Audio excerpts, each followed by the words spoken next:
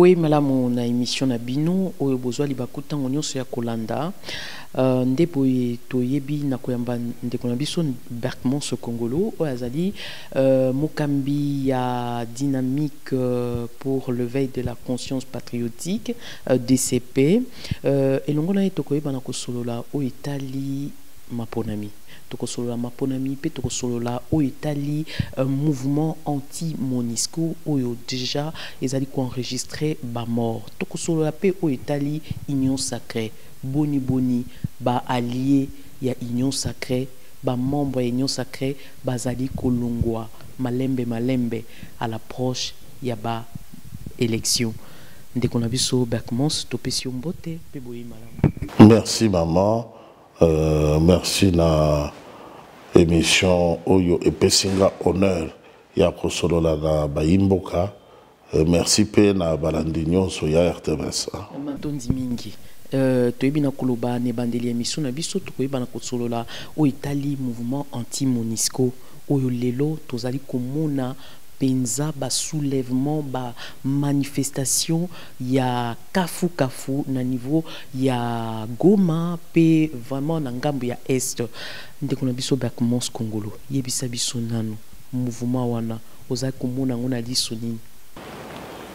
Merci beaucoup maman Feza pour na mutuna mouvement nazomona na est mouvement anti-Monusco ezali kaka na est te ezali na mitema ya ba congolais ebele na boyi koloba ya ba congolais banso ya ba congolais ebele oyebi Monusco aye na République démocratique du Congo auto mobu 1999 au moni 99 les lots qui t'ont compté, tozali na 23 ans. Il y a présence, il y a Monusco na mboka na biso. Monusco, ezali jamais Nations Unies, batikala ko déployer plus de 10 000 hommes na mboka moko. Depuis Nations Unies et Banda. Kasipo na mbala ya Yambo, ba déployer 17 000 hommes dans la République démocratique du Congo. La période minimale. Kasi auto 1999 à ce jour. Okay. Les effectifs y a Monusco 17 000 hommes. La plus importante force. Budget plus de 1,2 milliard de dollars américains mensuels. Pour quel résultat? C'est là la question qui énerve les Congolais. Batoué Beleboy, ba hélicoptère, Mandoki, salaire minene, mituka, pour un résultat nini sur le terrain. Ba yena bango. Basolo la kabayoka na kabia na gouvernement na cadre ya Nations Unies kasi tida na bango oyo bango bayeli balobaki baye po batalaka mbongo nyonso il faut pas pesa bango po batalaka et puis baye koloba non pona ko assurer sécurité ya population civile, ça veut dire batomboki bazoya kotia mbutu bazoya kobundisa République démocratique du Congo basoda mampinga ya mboka na biso bazobunda kozongisa bango Monusco ye musala na ye kosala ete population civile bakufa te kasi présence ya Monusco bilan kaka ya population civile oyo bakufi uto bapesa Monusco musala ya ko sécuriser population civile et l'équipe belé batu bakufi penza à tel point que biso baimboka ebele bayebite ke musala wana yango elzwaka 1,2 milliard chaque mois bafuta on a plus de 17 000 hommes ya Monusco équipés d'armes, de blindés, des véhicules, des chars, des hélicoptères pour assurer la sécurité de la population civile.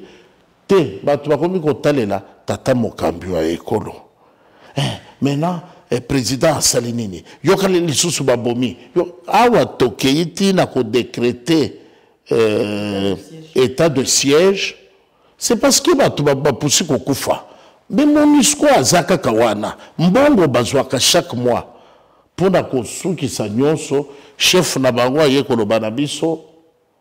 Boli ki ateke biso tokolonga bango na wana. Po bango na wana bazana bibundeli elekio ya biso. Eza okondima teke bazali penda mouvement rebelle. Bazali plus structuré qu'une armée. Baleki armée ya Nations Unies. Zela mama. Olobi tino bino boyeli awa etikalika kaboli ya kambongo botambola na mituka me bomoni ke na bitumba bokoko kate ba rebelle baleki bino makasi maloba wana yango epesi kanda ezokisi mitema ya ba congolais ngai nazali awa na kotia mai na monokote en tout cas MONUSCO ngana koloba te bakende tokanga bango en otage basanza nanu mbongo nyonso mboka ebimisaki mpona bango. Chiko ba 1 milliard oyozo tanga wana et utaka na gouvernement to e utaka na niveau ya Nations Unies to yebi jeu wana ndenge zalaka mbongo eza mbongo ya mboka bango bazopesa yango lokola nyongo eza cadeau te sikoyo mouvement oyo biso toza komona ya vraiment ya kafu bana mboka balobi MONUSCO 0 na kati ya Nord Kivu sikoyo procédure o bango basali eza malamu to eza mabe eza malamu pour Nations Unies bayoka il fallait que loko moko ya boy toloba na malembe combien de fois toloba parce que au moins parfois il faut to comprendre makambo susu toloba ndenge ezali na eleko ya actuel sénateur ami Joseph Kabila basengaka na Nations Unies zo bato na yo tomoni tina na bango te bakomela bango basala procédure administrative bango baboyi balobi biso awa moyen tokende eza te moyen mpe tosalaka bitumbesi la eza te parce que bakota mpe makambo ya minere bakomi koexploite bakomi kobotisa bana na biso ya basi batikeli biso bata rebele alors balobi soko bitumba eza te mosala na biso mpe eza te donc bakosala ye te mpo mosala na bango ezala bafutamaka basalaire minene wana chaque mois esengeli bitumba ezala kaka nde bato biso tokotiela motema mpo basilisa bitumba mais tomoni lelo oyo MONUSCO azali koboma selon population na niveau ya est balobi ete MONUSCO abomi bana mboka na kati ya mabele na bango bana mboka baza kokufa pe plusieurs blessés lelo toza kotanga plus de 50 blessés oyo basili ko vraiment kozwa likama na oyo etali ba mouvement wana ndeko Berkmos na ngambo mosusu ambassadeur ya Union européenne Jean-Marc Chatenier alobi ete ko sala lolenge o population eza ko sala wana eza vraiment ko bangisa ye d'autant plus que bango balobi ete MONUSCO a joué un rôle moko majeur na o etali instabilité na niveau ya est kuna pona ko kimisa banguna. Et sans mesure d'accompagnement, il y a un mouvement où ils allaient salima et kozala vraiment désastreuse pour nos lobby nabiso. Est-ce que monité était na maloba wana eza ko bomba ilo komo kona sima? Est-ce que bandité était soki lelo MONUSCO accueilli ezali déclaration il y a balkanisation en mboka nabiso? Bon, au fait, c'est ngeli toloba makambo polele. MONUSCO azali na makoki ya kosala plus que oyo ya asali toutes les décennies à l'équisi na mboko. Ambassadeur ya Union européenne esengeli ayoka soni. Biso tokoki komona force monene pendant la Nations Unies, fallait pas déployer yango na Ukraine. fallait pas déployer la plus importante force dans l'Ukraine. Ukraine, territoire est chaque jour. Mais bisope kuna bunagana ezaka entre occupation ya nini ya M23 te. Biso sikoyo na MONUSCO pour kuna MONUSCO azate. Biso na MONUSCO awa. Comment on peut expliquer que bunagana ezala na maboko ya batomboki? Mais selon charte des Nations Unies, bango balobi ete bakokota makambo ya mboka te, ba force régulière baza wana pona kobunda pona mboka na bango baza wana kaka pona kotala nani oyo aza kosala mbeba nani oyo aza ko penda mama wana musala yo yeli biso wa oyewa pona biso tolobake batatoyo bazalawa na ba blende na ba char na ba hélicoptère na manduki na po batalaka po biso tokufa miso. Kasi po balobi ete bino ba dirigeant ya Afrique boza toujours na dictature, boza toujours na makambo ya kobomba mabomba mape ko sala bankopo na population na bino yango wana baza ko imposer ka bino. Non motuna na yo ezalaki soki kokende na bango et koya ko consacrer balkanisation te. Jean-Marc Chateni. Kasi Jean-Marc ayebisa biso esika nini MONUSCO ereposaki batomboki. Awa bamoni accord tata mokambi ya ekolo asignaki na armée ougandaise. Pour la contre. La victoire partagée. Biso nyonso tobundaki. OK. Troupe ougandaise bozonga ba congolais bo fanda MONUSCO afandi. Jean-Marc, il a raté une précieuse occasion de la boucler.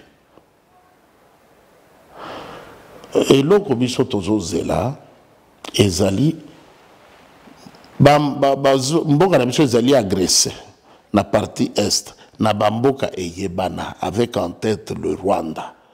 Bamboka nyonso ba membre ya Nations Unies. Likamboyo ezaki ko sengate mandoki déploiement de troupes, il fallait ekatama na niveau ya Nations Unies.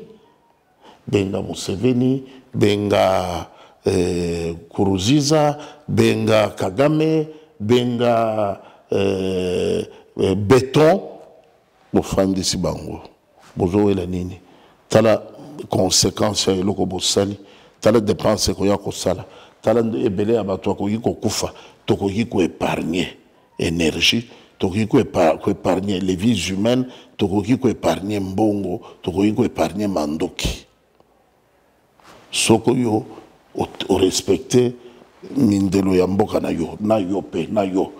C'est tout. Oyo akomeka ko yana yeloko na mabela moninga soki to moni yango yende to kiti seliye mandoki. Non. Bana na yo bazobunda na kati ya ndako. Yo papa des Nations Unies. Bana bazobunda na kati ya ndako. Yo papa obengi mwana moko comme zana basi ebele obengi mwana olobi telema otalaka ndenge bazobunda soki tomonani okoyebisa ngai ndenge babundaki ou bien okobanda kotia unité oyebisa ngai ndenge bitumba ya bana ezokende nde likambo ya Nations Unies na bitumba ya Congo RDC. Nations Unies botata bana bazako bunda mwana ya muke Rwanda azo sakanela mwana mkolo ya yana ye oyo pe Rwanda landi na sima Uganda amoni ya bazo sakanela ye papa zolo beloko te ye pa kote ritmo wana oyo Tanzania amoni akoti pe likambo wana papa olobini ni bana bazobunda abengi mwana ya mwasi ya wita lobi yo yaka telema na tindi yo zala na ndako yo otalaka ndenge bazobunda.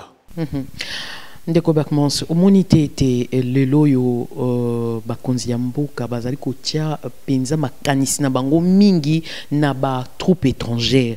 Est-ce que bobanzi ete lelo victoire ya Congo ekouta na bapaya? Po kaka bana oyo tangi wana leki to yaya o alandi yaya baza bato oyo baza kolia Congo na baza kolia RDC na CCCC Uganda oyo tangi wana to mona kindingi babalukela kibiso awate kokota ya M23 Uganda za na simate siko lelo yo bato o bakoya na kati ya force ya na compte ya CAC mais ba Uganda baza na kati ba pays mususu baza na kati. Mais est-ce que bandi tete bakolia biso kaka CCCC et ça kaka modèle ya ko déstabiliser biso d'une manière indirecte? Merci beaucoup maman. Au moni de 1 MONUSCO au lieu de compter plus de 5 morts, plusieurs dizaines de morts et des cinquantaines de blessés, la population congolaise civile objet à présence na bango na mboka na biso, il fallait to compter ndenge wana parmi les batomboki na milongo ya batomboki tala MONUSCO a s'interposer les balingi bazwa bunagana autant bakufi autant bazali blessé tout mona ki en route. Jean-Marc oyo zotanga wana nesika ya kotele makoloba ezali dangereux ba conséquences kozala akanga monoko akende koloba na makambo ya kolongola embargo na mandoki moto alingi Congo a milité po balongola embargo biso toza bato baloba biso teke soki bolingi kosomba bondoki bokomi mukanda bo préciser type ya mondoki bolobi nini ekosalela non ça c'est pas possible. Ndé biloko il fallait tout mon ambassadeur il y a Union européenne à Téléméli. Au moins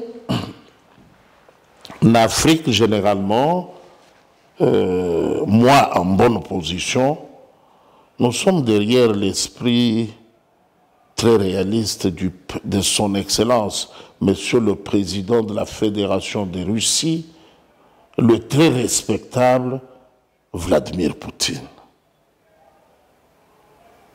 Parce que Azana jeu à cache-cacheté, Azana magouité, il est tellement sérieux que tous les moins sérieux qui parlent, personne ne peut oser l'affronter. Mais il dit que lui, pour le voir, tu dois être sérieux. Il fallait que Muammar Kadhafi, l'Afrique, bazale belé. Il fallait Thomas Sankara, Patrice Emery Lumumba, Nelson Mandela, Étienne Tshisekedi, Félix Antoine Tshisekedi, Chilombo bazale belé. Bato bazo prôné partenariat gagnant-gagnant. Koya te pona koya komone la biso yo yewoza muyibi bokutani na chef de l'État yemongo muyibi nanu ya liboso qui fait des montages, qui émiette les entreprises, qui vend les mines pour se retrouver derrière les commissions. Comment voulez-vous que l'Afrique progresse avec des gens comme ça? Je pense que Bitumba, il y a balkanisation, il y a République démocratique du Congo. Bapaya ba meki ba plan nyonso ba scénario nyonso ba moni ke ko simba na ngote. Ça veut dire biso moko na ba congolais to lingani tellement makasi to lingi to za la uni ndenge to za boye ya makasi na kolandisa mama lobana yo c'est que les autres qui koloba ete bana mboka mosusu ya ba politique bazana sima ya ba manifestant wana. Non, ba manifestant ya koloba MONUSCO akende Maman Feza na yebisio ezali volonté ya baimboka ebele. Imaginez armée na biso, police na biso, service na biso ya défense. Bazala doté na budget mensuel. Oyebi ba prouesse ba koyi kosala. Ils sont capables de marcher sur les petits. D'ailleurs il y a quoi annexé to mboka wana. ezongi ba province ya RDC ndenge ezalaka kala moyen oyo tozoloba toza na armée kasi makoki eza te ya kosomba bandoki makoki eza te ya kofuta gracieusement bayimboka makoki wana ezokende na monoko ya ngando MONUSCO banzi ete po lelo yo FARDC te mapenza ngwe po to sili kondima ete FARDC eza makasi mais lelo yo est-ce que bobanzi te ete eza politique oyo eza ko s'appliquer na FARDC nde lelo eza ko fragiliser nini armée na biso? Oui, nous payons le prix. Il y a, je sais pas, comment je vais appeler ça, tolérance, naïveté ou je sais pas quoi. Dengue totika ki mboka aux mains inexpertes, il y a des individus où il y a même la biso, ba importer la biso, ba étranger, ba placer bango de manière à empêcher que mboka ait développé une armée réellement nationale. Qu'est-ce qu'il faut pour que tu aies une armée réellement nationale? Qu'est-ce qui manque? D'abord, l'Est, c'est une équation, mais ce n'est pas tout le problème. Ezali parti à problème. Problème, mon aîné, Ezali purge institutionnelle. Nous sommes dans un pays où déjà l'identification du Congolais fait partie du problème. Tout ça, la carte. C'est n'importe qui, au teint noir, à la morphologie des Bantous, qui peut se revendiquer Congolais. On a des Camerounais qui s'improvisent ici, des Congolais du Bandundu. On a des gens, Moutouboye bien, qui est Tata Naye, Aza juif. Maman naye zambienne, moi si naye rwandaise, barobi naza congolais. Et tu trouves des Congolais disposés à avaler ça. Baza simanaye, bazobe tapé maboko. Vous avez des gens qui sont des chefs des églises.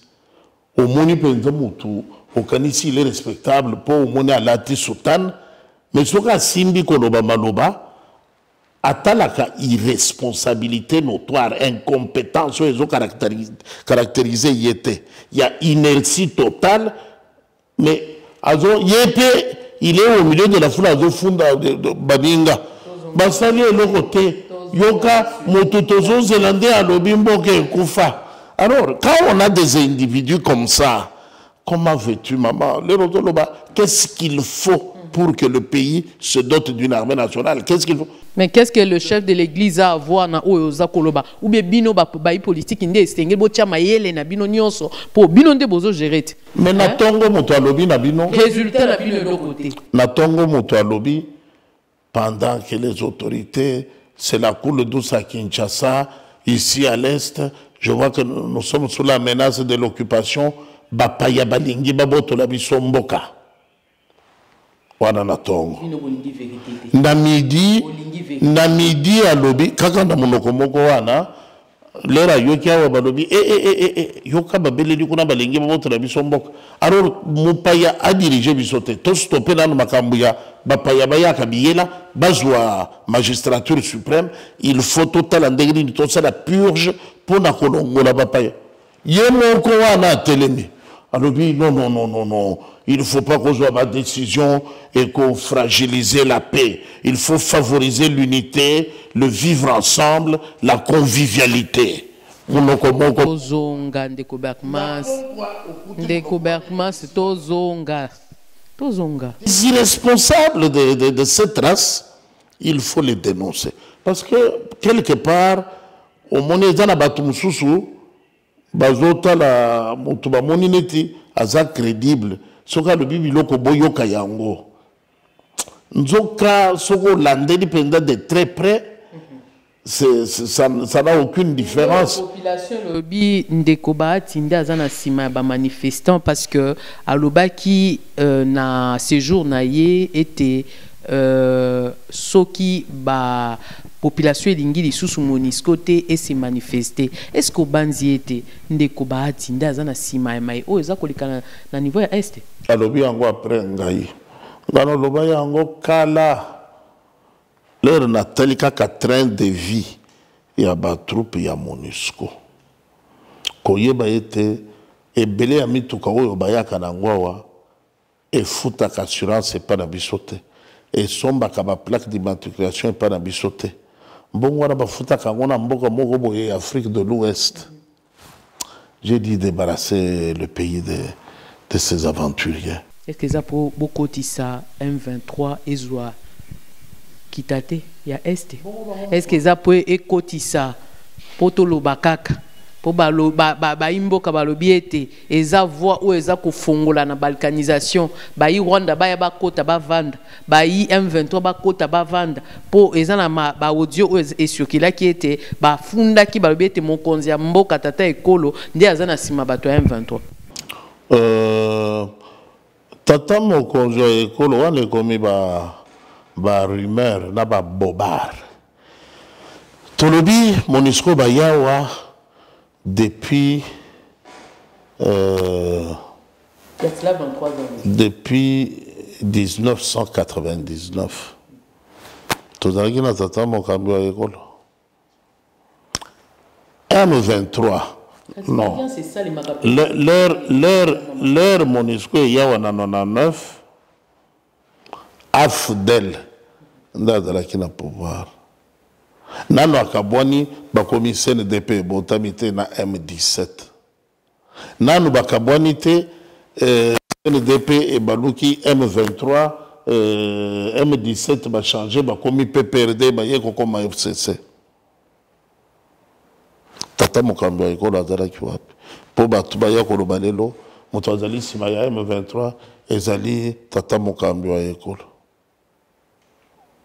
leur AFDEL ezogéré na 99 AFDEL ebongwani epanzani CNDP na M17 baye kolongola kombo ya AFDEL batie yango ekomi PPRD baye kosangana na M17 na ba dessus ya CNDP bakomi sikoyo FCC CNDP cahier de charges échangé na première vague ya bateau ba récupérer qui na ba institution ba mécontent basali M23 wana nous sommes dans les années 2010 tata mokambi ya ekolo azalaki wapi biloko mosusu na bino bapanzi sango boyoki yango bomemi yango boyo pona tolimbolela bayimboka c'est ça le journalisme.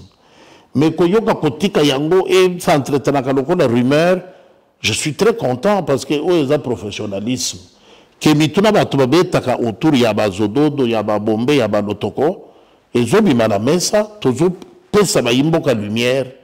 Tata mokambi ya ekolo na rien à baboko pembe kaka ndeke tolobaka.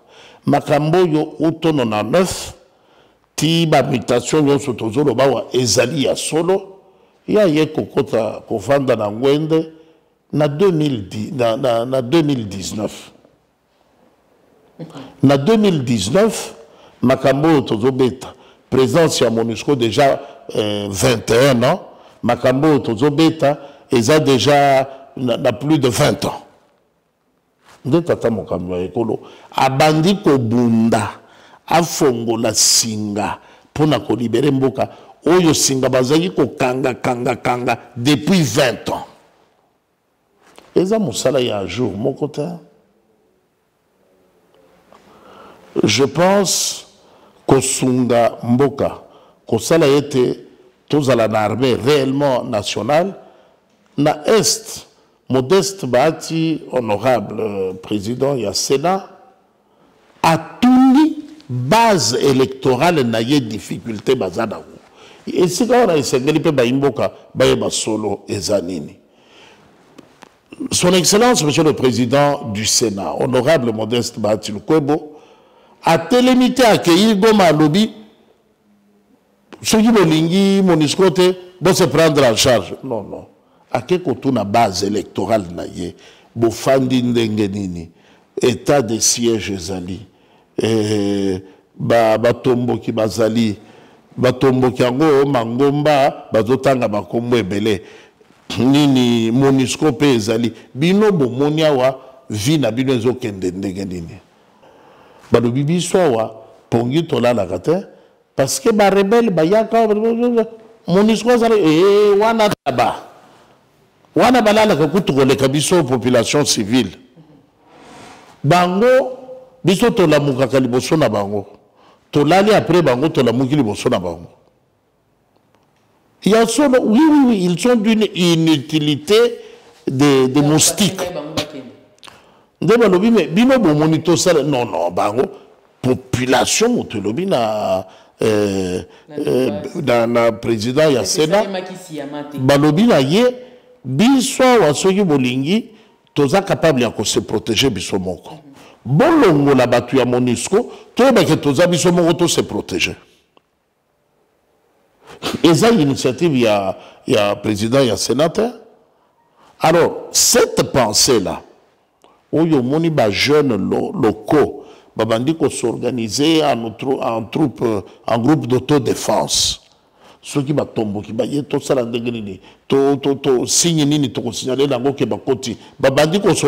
c'est parce qu'il n'existe de MONUSCO que le nom. Ok. Si les loyaux, force régionale, déjà expert bazali na kati ya baville où ils ont un état de siège. Est-ce que les lots RDC qui s'attendent à un résultat moko ya kafu là où est la situation est? Les paroles ne suffisent pas, maman Feza. Biso toyebi ke batwa na baye budget ezali voté, moyens ezali à la disposition na bango. Tout le monde a quels seront les résultats au premier trimestre? Qu'on a bisika wana force na biso nini FARDC ko kota en densité ou bien ba ko travailler ensemble? Oh, bayende au secours il y a FARDC parce que FARDC étant sous embargo ya Manduki, bango il faut bayana Manduki oyo ba ko ikopesa FARDC. Mais FARDC ba ko se défendre les moyens bazanango ensemble. Na ba troupe wana. Si ko troupe wana 8 mois moyen. Oyo et ko permettre bango ba se mouvoir, ba sala musala ndenge longobani. Est-ce que ba force na bisope bazali doté na ba moyens conséquents oyo ko permettre bango été ba sala penza na lolenge ya malamu. Motuno yonde il fallait ko tuna Jean-Marc wana ya Union européenne. Ye muto akoloba na biso tala na Afrique ndenge to s'organiser. Communauté d'Afrique de l'Est, bangoyeyo, batindi ba troupe, baza équipé, mais ba Kolomboka, ba FARDC, nini pezangi, baza la paix doté de moyens conséquents. Parce que FARDC doté de moyens conséquents, on n'a pas besoin de troupes de la communauté d'Afrique. Bangomoko va se défendre. Ndebiloko yesenge la kindeko wana atelema lobela. On peut comprendre bien oeza ko pousse penza lelo CAC etinda force régionale eza poete RDC ezangi lolenga kosomba minduki. Des raisons valables oeza yango. On a sous embargo alors que embargo soki ba longoli yango RDC ezali capable ya kosomba Satan 2. Et ce que ça veut dire. Ok. Tout le bel suko ndeko commence na banzi était vraiment na banzi likambo o etali sécurité to épuiser ba question nyonso presque mais tout le bel o etali union sacrée ndeko commence les loyo tozo mona union sacrée ezako se vider malembe to moni ndeko na biso Jean-Marc Kabund asili déjà mandat de comparution ils a déjà na mesa na ye. Est-ce que ndeko Berkmans de lolenge ya ko traiter ba allié na bino na ko sacharnaka likolo na bango malobo Jean-Marc Kabunda lobaki asumuka kini sikanini o lelo justice et commune simana ye. Est-ce que ça acharnement? Merci beaucoup maman Feza.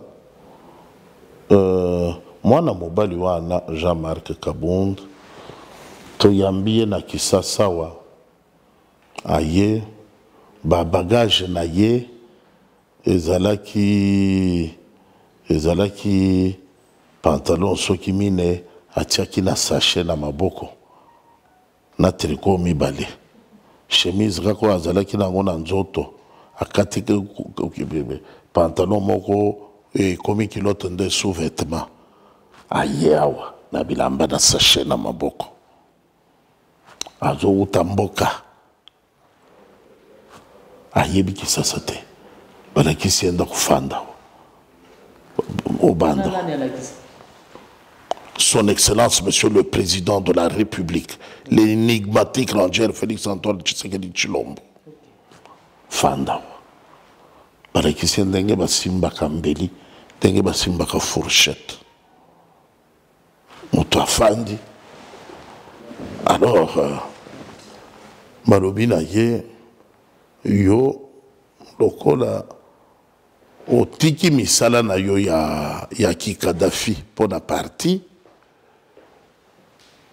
toyoki pe rapport que osala musala na kati ya parti ozalaki actif. Alors topesi yo responsabilité ozala secrétaire général. Comme ça soki parti ezwi bokonzi bakolokela yo poste ya bien mais mikomisa na classe otanga.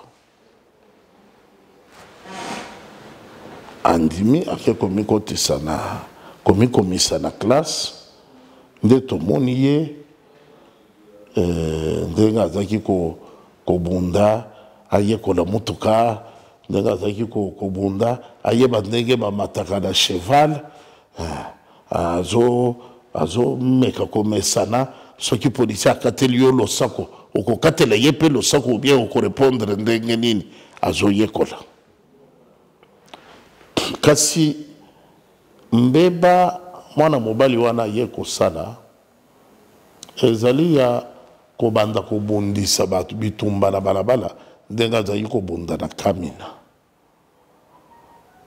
Ye akomi justicier na nzela kosopa biloko ya bamama oyo bazo débrouiller marché pirate longola bano yo baye bazoluka vi na bango bakotisi mosala na transport ya sika na Kisasa kotutaka bango na ba moto na bango na pamba tuti aleki akoya jour mususu soki mutu akanisi bitumba deyo ba Kadhafi bazali kobunda na Kamina atelemisi mutu ka bandi kotobola bapine ya bato lego mususu azo raisonner ndenge bazali konyokola ye na ba gendarme na ba policier na Kamina atelemi abandi kobunda na ba policier lego mususu soki sepeli si aleki okati losako te atelemi omura ndenge nini okatelenga losako te bitumba ebandi. Stop. Tokanisaki incident ekomelaki yo na palais du peuple tomonaki yango incident nzoka ozali non éduqué po biso nyonso toyokelaki ye mawa non omoni biro ya Janine Mabunda ezali biro ya ancien régime baminorize ye bazoluka babengana biso nyonso tokompatisaki. Na biro ya sika okotika la koyoka ya beti li solo moko te ya azaki kobunda za kaka premier vice-président à l'Assemblée nationale pour asala musala nini bino bapanzisa onde bokendaki point de presse na ye soka beti bino li solo ya musala sala comme vice-président boboti sanga musapi mususo akotika la kobeta ngote en tant que président il y a famille il y a parti présidentiel président au salinini na parti babengi UDPS akoteka na kobeta lisolo te. Pourquoi? Parce que mosala na ye kotekaka ba carte ya mbata ko recrutaka batu butu pour positionner bango ko futisaka batu misolo ebele pour ateka ba poste dédié na parti politique.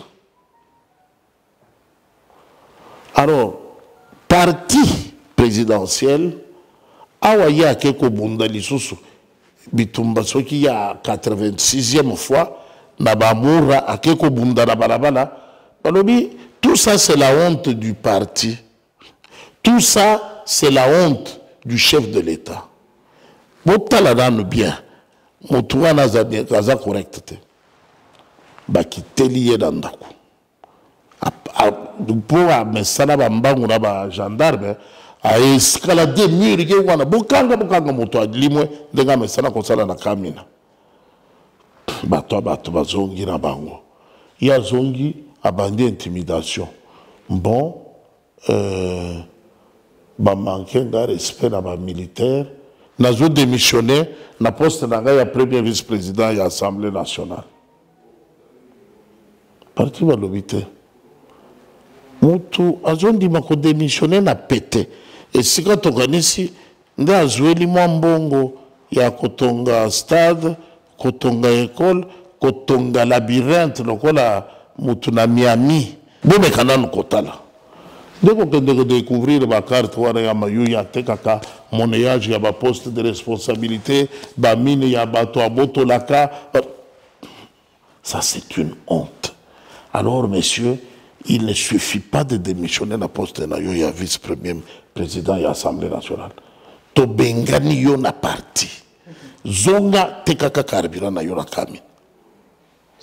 Alors yo kende koloba na union sacrée tomoni Jean-Marc Kabound. Mais tango ya lobi était Félix Tshisekedi azali danger pour la République. Mutu oyo azalaki ko assumer ba poste monene na niveau ya parti. Est-ce que bobandi te talobi solo? Par rapport à Maloba, oh ya lobby était président Zali jouisseur, président Zali collaborer na ba malfrat ba M23 a lobby makambo ebele. Est-ce que kosi kaka? Non, maman fait na moni yo monela ka ba Kadhafi na musika. Mais quand ko approcher ba Kadhafi, oyo ka masolo bango ba beta ka ndenge ni ba vivaka.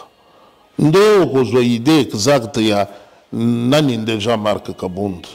Nde ngo lelo bomemi eti na niveau ya justice. Omoni mwana oyo moko boti azowanga na yo mama na ye.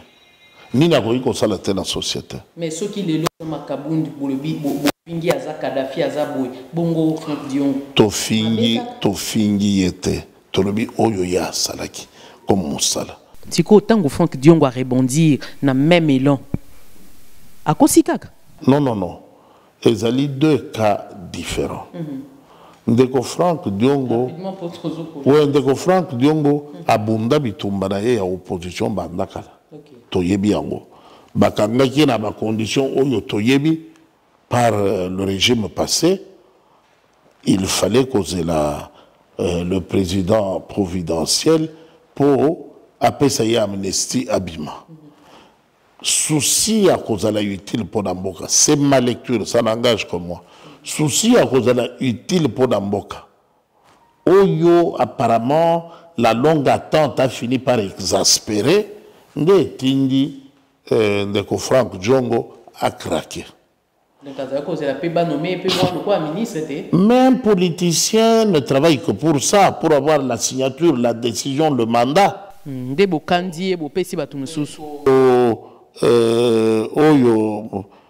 Jean-Marc Kabundi de Louise. Alors, on est Jean-Marc Kabundi. Bon, tu mais loba la na lomba ngote. Ndeko Kabundi Jean-Marc a dribblé na nubatuke azaka tangete mwana ya Grand Kasai na Louise. Kalana nyoso boyeba kite. Toyebaki yango. Donc boza ba complice. Oh, yo kangai. Lora kosi ka azali katange.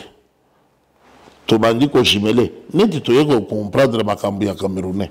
Ya Camerounais kala nyonso toyeba kaka Congolais ya bandundu. Mais lero toyeko jimele toyeba famille na ye yango na bandundu ezalaka na mboka nini ezate. Kombo yango ezaka na ye moko. Kombo ezalaka kaka moko na bandundu ezami balete. Maman yo zali journaliste d'investigation. J'ai beaucoup de respect pour ton travail. Yo la canane na ba téléspectateur que la prochaine fois on voyait bisemission énigme kombo ni ezalaka kaka yango moko na bandundu. Comme ça ba imboka ba yeba non on a affaire à une grande dame de la presse. Alors kombo na bandundu ezalaka kaka moko devoir yango na prochaine émission toyebisa ba imboka kombo ni okutika kaka ezalaka na mutu moko na bandundu nde Camerounais. Alors toyeko ko meka ko comprendre Kabound à Kabound, ça sent du ronde. Beaucoup n'a pas ronde. Par contre, il y a des bisotés. Par collègue, il y a des gens a dribblé bino. Biso totanga na ye, kombo na ya yete. Mais Ezandeneni a amputé, donc il a commencé par mentir le Sphinx. Le Sphinx l'a cru sur parole.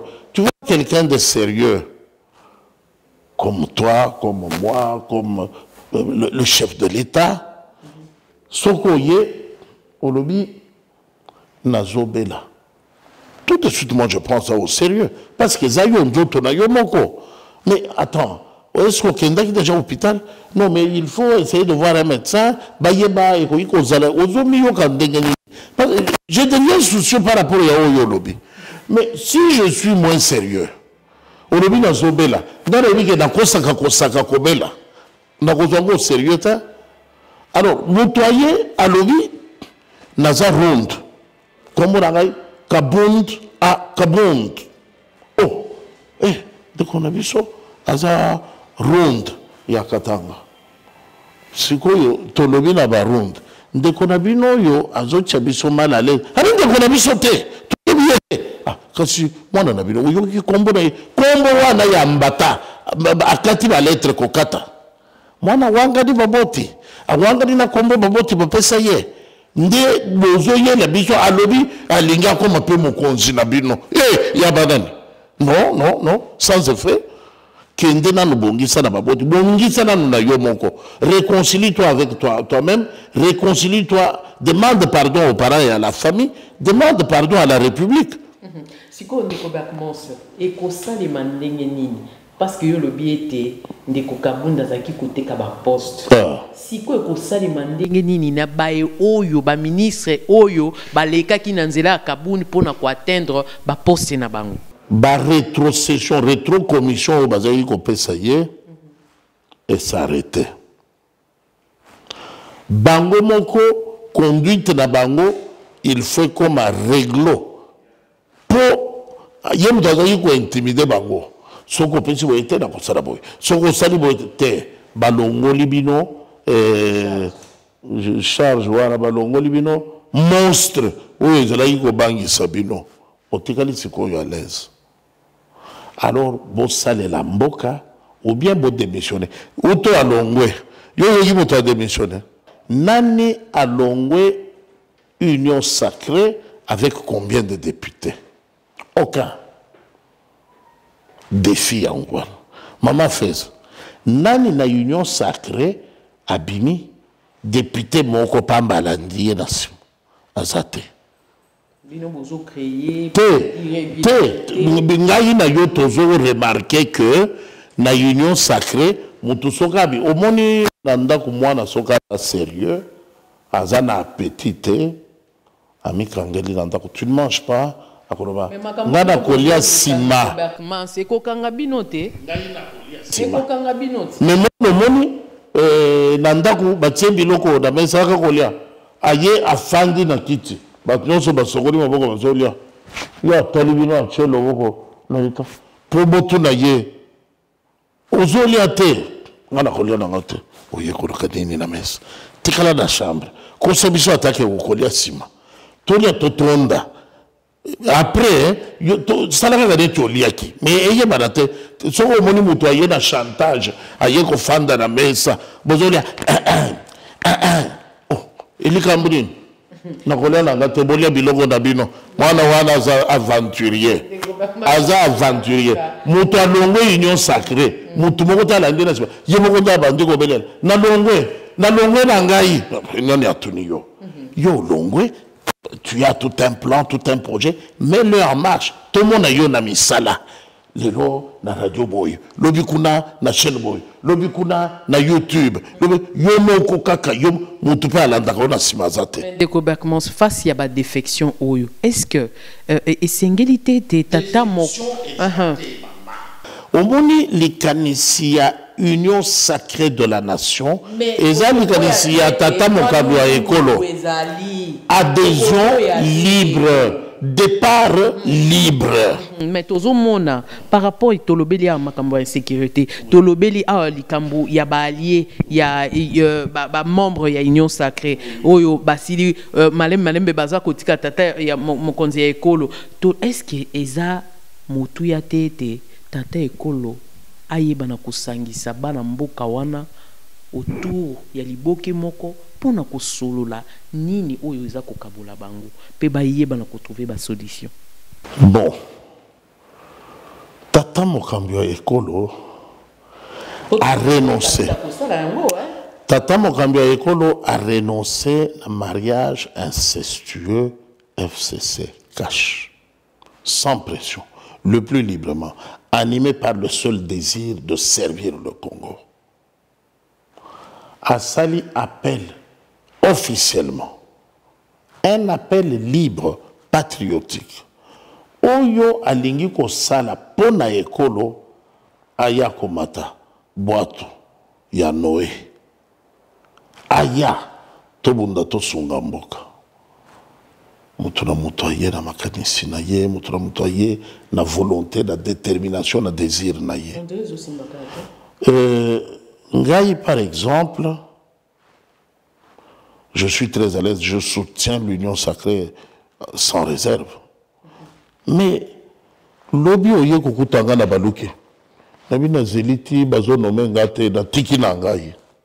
Ça quel impact. Nazana ba député boni na union sacrée. Mais tout le monde a tata ekolo tata mokonzi ekolo kotinda ba émissaire na niveau ya Uganda to. Oui. Ben monsieur. Pona oyo tali dialogue. Oui. Président ougandais alobaki lokola président Joao Lourenço ya Angola pe alobaki lokola président Uhuru Kenyatta pe alobaki tata Mokambio Ekolo il est sur tous les fronts pour que la paix revienne. Sikoyo awa ba opposant bazako senga tongo midi pokwa to vanda place moko tozaba na mboka to solola o etali ekolo na biso pourquoi tango nyonso mokonzi ya ekolo akobenga kaka ba étranger ba ya kokota kama kamuna biso? Non non non. Et si quand wana maman et sengeli pe to pesa ba imboka lumière. Tata Mokambio Ekolo azawana depuis 3 ans seulement. Kolobatango nyonso c'est compliqué. Muto ndimaki ba troupe rwandaise eya ba patrouiller ba ya kosala mixage na armée na biso ezali son excellence monsieur le président de la République Félix Antoine Tshisekedi te ezalaki sénateur à vie Joseph Kabila na mixage wana. Tous les Rwandais qui étaient venus sont gradés. Bakomi ko commander ba Congolais.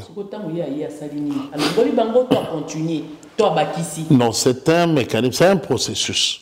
Et comme ça, les madins coup de bâton magique. Moussala et ses bandaki déjà.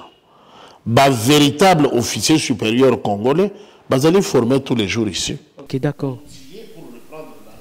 Mais est-ce que Bandi était toujours déjà 2023 déjà ba tractation sous salima à niveau ba parti politique pour nous lengue la na o etali ba élection est-ce que Bandi était na lo lengue oyo mboko eza ko kende ngambu est-ce que Bandi était to ko kende ba élection penda na ba élection ngana pesa ba raison boye tata Mokambio Ekolo a sali remise à reprise na janvier na mai Covid et Bandi bakangeli biso na ndako. Comme si cela ne suffisait pas, éruption volcanique ya Nyiragongo. Ba économie mondiale bloquée, avion evolakate bato ekendakate tofandi.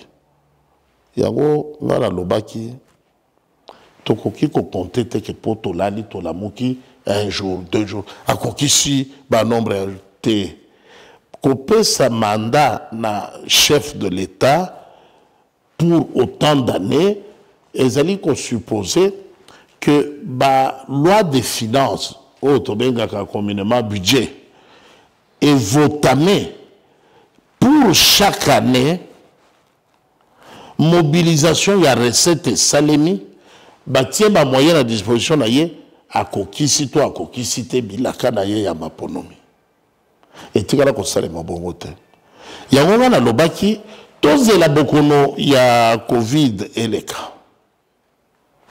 tozela totika nyirangongo esebetaki ba rébellion à gauche à droite ba voix qui se lève non tokende nanu maponomi siko te toza prêté tolekisata nanu na kobandela kovote loi électorale dans le bien à cette allure tozala kimia tozela soki bokono yekosila dans pas très longtemps vers 2027 et sili nango tobandi mandat ya tata mokambi ya ekolo jusqu'en 2032 leur tokomi en 2032 premier mandat ici tosali sikoyo élection pour le deuxième mandat qui va aller jusqu'en 2037 leur tokomi en 2037 la constitution est claire ce qui m'a pronommé c'est limité le chef de l'État reste en fonction jusqu'à l'organisation des élections avec un président démocratiquement élu pour ça la remise et reprise. C'est comme ça que Mobutu a fait 32 ans, Kabila a eu une vingtaine d'années. Alors cette jurisprudence nous permet de dire qu'on ne doit pas faire les choses dans la précipitation. Ezali akopesa biyano na problème ya ba Congolais. Problème ya ba Congolais ezali balia bana batanga. Bazolia te bazotanga te baza en insécurité. Va se déplacer facilement et donc pour répondre à ces questions spécifiques, élection était pour répondre. C'est pourquoi Ndeko Yonani Alobaka wa Claude Machala Alobaka en son temps le problème du Congo, cette constitution il faut la modifier. Non, Ndeko Claude Machala Alobaka, il ne faut pas modifier la constitution, il faut la brûler, en faire une autre. Je crois que le moment est venu. Wana Maloba Yandeko Claude Machala. Les lobes, comment soutenir? Maman, qu'est-ce que j'ai inventé, moi? Donc, je ne peux pas citer les Congolais qui réfléchissent. Ndeko Claude Machala a dit Constitution Tozanango, parce que on a dit si on ne révise pas la Constitution, la nation risque de disparaître. Ndeko Claude Machala a répondu à lobby, non. Problème Tozanango, la Constitution est réel. Car s'il ne faut pas changer la Constitution, il faut la brûler, en faire une autre. Le moment est venu. En tout cas, Bandeko, Wana Maloba Nangaïte, Maloba Yandeko Claude Machala. Il est vivant. Et Oyo soutenir. Je cite un compatriote soucieux, il y a comment que Mboka était le maïzo Kende Liboso, a Pessi Makanissi. Mais là, tu as perdu à l'objet témoin de Pimpin, il y a Kozangi Sakokene dans ma ponami, et sa déclaration est guerre. Non. C'est qu'il reste encore de PPRD. Bazali na ba élite, ba tu ya boigna, oyo bagoyi koloba maloba. Il va sentir que tout le monde est compatriote. Il ne faut pas écouter les chants de sirène. PPRD et Tikala Kosa la réunion à ce sujet, Batindi Moutoya Koloba. Mais quand un Moutoya Outi Panaya Lobina Yo, Moutoya Fingi Mamana Yo, Yo peut Finga Mamana Ye. Moutoya Betio Mata, Yo peut be, Ozumana Teke Moutoya Lango Masanga. Donc Yagoloba, ou imputé à un parti respectable comme PPRD, des choses comme non, madame, un peu de considération pour l'ancien parti présidentiel.